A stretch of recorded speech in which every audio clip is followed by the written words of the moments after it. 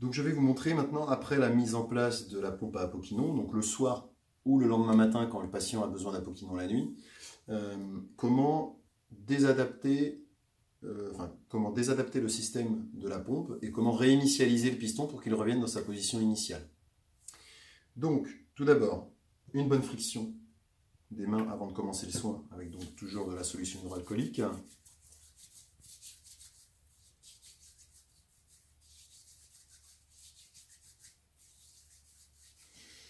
Des compresses imbibées donc d'alcool modifié ou de biceptine, une solution antiseptique.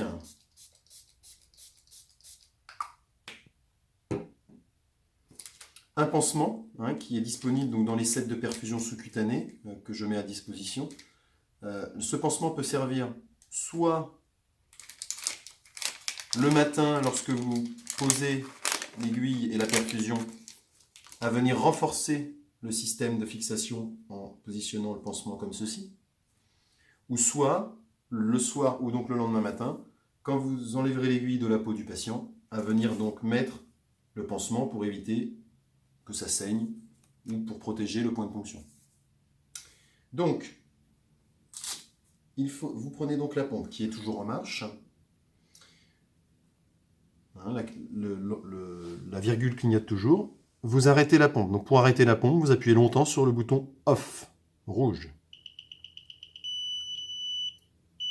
Vous avez donc STOP qui s'affiche à l'écran. Un signal sonore est émis. Pour arrêter le signal sonore, vous appuyez une fois sur le bouton blanc. Ça stoppe le signal.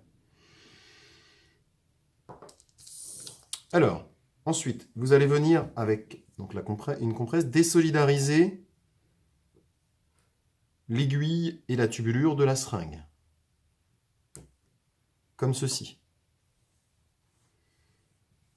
Ensuite, vous allez pouvoir donc dépiquer votre patient. Donc vous décollez doucement sur les bords le système d'aiguille. Et donc vous retirez l'aiguille. Vous pouvez donc, c'est pas vous pouvez, il faut mettre ce système, étant donné que c'est un système piquant, dans la boîte à aiguille mise à votre disposition. Et vous avez toujours donc le carton d'asserie, vous pouvez mettre vos déchets. Il va donc falloir le piston et avancer au cours de la journée de perfusion.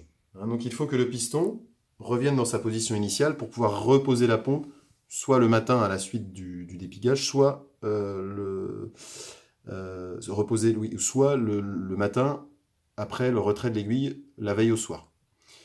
Donc pour initialiser le piston, pour le ramener à sa position initiale, une manipulation très simple. Vous appuyez à la fois sur le bouton bleu et le bouton blanc pendant longtemps, jusqu'à ce que vous ayez END qui s'affiche à l'écran, comme ceci.